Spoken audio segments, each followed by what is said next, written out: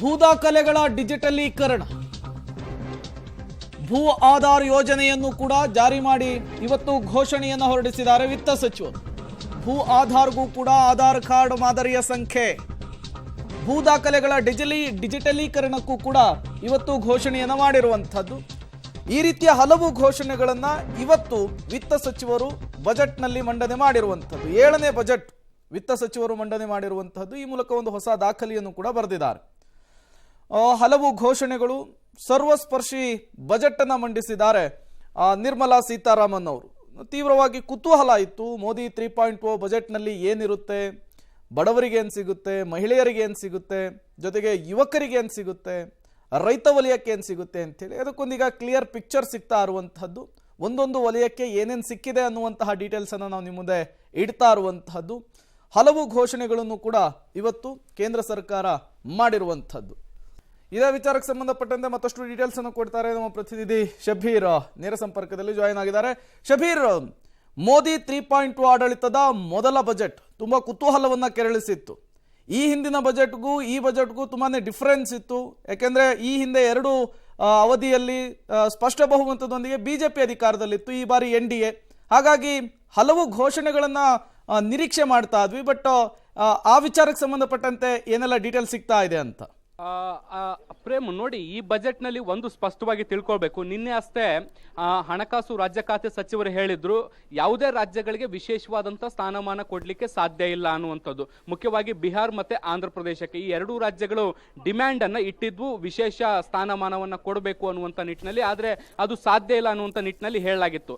ಆದ್ರೆ ವಿಶೇಷ ರಾಜ್ಯದ ಸ್ಥಾನಮಾನ ಕೊಡದೆ ಅವುಗಳಿಗೆ ಏನು ಹೆಚ್ಚಿನ ಅನುದಾನವನ್ನ ಕೊಡಬೇಕು, ಆ ಅನುದಾನವನ್ನ ಕೊಡುವಂತ ಪ್ರಯತ್ನವನ್ನ ಈ ಒಂದು ಬಜೆಟ್ ನಲ್ಲಿ ಮಾಡಲಾಗಿರುವಂತದ್ದು. ಇಲ್ಲಿ ಸ್ಪಷ್ಟವಾಗಿ ಗೊತ್ತಾಗ್ತಾ ಇರುವಂತದ್ದು, ಮೈತ್ರಿ ಪಕ್ಷಗಳ ವಿಶ್ವಾಸವನ್ನ ಗಳಿಸುವಂತ ನಿಟ್ಟಿನಲ್ಲಿ ಮೋದಿ ಸರ್ಕಾರ ಒಂದು ಮಹತ್ವದ ಹೆಜ್ಜೆಯನ್ನ ತೆಗೆದುಕೊಂಡಿರುವಂತದ್ದು.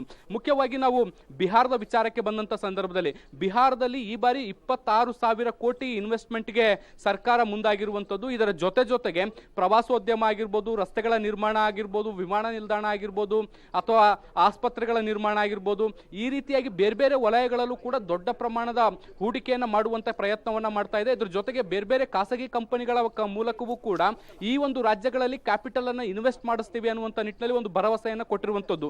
ಹೀಗಾಗಿ ಬಜೆಟ್ ನಲ್ಲಿ ಈ ಬಾರಿ ದೊಡ್ಡ ಬಂಪರ್ ಬಹುಶಃ ಬಿಹಾರಕ್ಕೆ ಸಿಕ್ಕಿರುವಂತದ್ದು. ಬಿಹಾರ್ಗೆ ಸ್ಪೆಷಲ್ ಸ್ಟೇಟಸ್ ಸಿಗದೇ ಇದ್ರೂ ಕೂಡ ಬಹಳ ದೊಡ್ಡ ಪ್ರಮಾಣದ ಹೂಡಿಕೆ ಹರಿದು ಬರುವಂತಹ ಎಲ್ಲ ಮುನ್ಸೂಚನೆ ಸಿಕ್ಕಿದೆ. ಇದ್ರ ಜೊತೆಗೆ ಆಂಧ್ರ ಪ್ರದೇಶಕ್ಕೂ ಕೂಡ ಇಂಥದ್ದೇ ಒಂದು ಕೆಲವೊಂದಿಷ್ಟು ಹೂಡಿಕೆಗಳನ್ನ ಕೊಡುವಂತ ಪ್ರಯತ್ನವನ್ನ ಬಜೆಟ್ ನಲ್ಲಿ ಮಾಡಲಾಗಿರುವಂತದ್ದು. ಆಂಧ್ರ ಪ್ರದೇಶಕ್ಕೂ ಕೂಡ ಸುಮಾರು 15,000 ಕೋಟಿಯಷ್ಟು ಸರ್ಕಾರದಿಂದ ನೇರವಾಗಿ ಹೂಡಿಕೆಗಳನ್ನ ಕೊಟ್ಟಿರುವಂತದ್ದು. ಇದ್ರ ಜೊತೆಗೆ ಬೇರೆ ಬೇರೆ ವಲಯಗಳಲ್ಲೂ ಕೂಡ ಒಂದಿಷ್ಟು ಅಭಿವೃದ್ಧಿಯನ್ನು ಮಾಡುವಂತ ದಿಟ್ಟೆಯಲ್ಲಿ ವಿಶೇಷವಾದಂತಹ ಕಾರಿಡಾರ್ಗಳ ನಿರ್ಮಾಣ ಇರಬಹುದು, ಈ ರೀತಿಯಾದಂತಹ ಬೇರೆ ಬೇರೆ ಯೋಜನೆಗಳಲ್ಲೂ ಕೂಡ ಒಂದಿಷ್ಟು ಹಣಕಾಸು ನೆರವನ್ನ ಕೊಡುವಂತ ಪ್ರಯತ್ನವನ್ನ ಮಾಡಲಾಗಿರುವಂತದ್ದು. ಈ ಮೂಲಕ ಮೈತ್ರಿ ಪಕ್ಷದಲ್ಲಿರುವಂತಹ ಆಂಧ್ರ ಪ್ರದೇಶ ಮತ್ತೆ ಬಿಹಾರದ ರಾಜ್ಯಗಳಿಗೆ ಹೆಚ್ಚಿನ ಅನುದಾನವನ್ನ ಕೊಡುವಂತ ಪ್ರಯತ್ನವನ್ನ ಮಾಡುವಂತ ಕೆಲಸವನ್ನ ಈ ಮೂಲಕ ಮಾಡಿದೆ. ಆ ಮೂಲಕ ತಮ್ಮ ಮೈತ್ರಿ ನಾಯಕರೇನಿದ್ದಾರೆ ಅವರ ವಿಶ್ವಾಸ ಗಳಿಸುವಂತ ಪ್ರಯತ್ನವನ್ನ ಈ ಬಜೆಟ್ ನಲ್ಲಿ ಬಹಳ ಸ್ಪಷ್ಟವಾಗಿ ಮಾಡಿದ್ದಾರೆ. ಪ್ರೇಮ್, ವಲಯಗಳನ್ನು ನಾವು ನೋಡ್ತಾ ಇದ್ದೀವಿ. ಯಾವ ವಲಯಕ್ಕೆ ಹೆಚ್ಚಿನ ಆದ್ಯತೆ ಕೊಟ್ಟರು, ಯಾಕೆ ಕೊಟ್ಟರು? ಬಿಹಾರ ಮತ್ತು ಆಂಧ್ರ ಪ್ರದೇಶದ್ದು ನೋ ಡೌಟ್ ಕೊಡಲೇಬೇಕಾಗಿತ್ತು. ವಿಶೇಷ ಸ್ಥಾನಮಾನವನ್ನೇ ಕೇಳಿದ್ರು, ಕೊಟ್ಟಿರಲಿಲ್ಲ. ಅದ್ರ ಬದಲು ಹಿಂಗೆ ಕೊಟ್ಟು ತಿನ್ಸೋದ್ರ ಬದಲು ಹಿಂಗೆ ಸುತ್ಕೊಂಡು ಬರ್ಕೊಂಡು ತಿನ್ನಿಸ್ತಾ ಇದ್ದಾರೆ ಅಂತ ಅನಿಸ್ತಾ ಇದೆ. ಬಟ್ ಅದು ತಪ್ಪು ಅಂತ ಅವರ ದೃಷ್ಟಿನಲ್ಲಿ ಹೇಳಕ್ಕೆ ಆಗಲ್ಲ.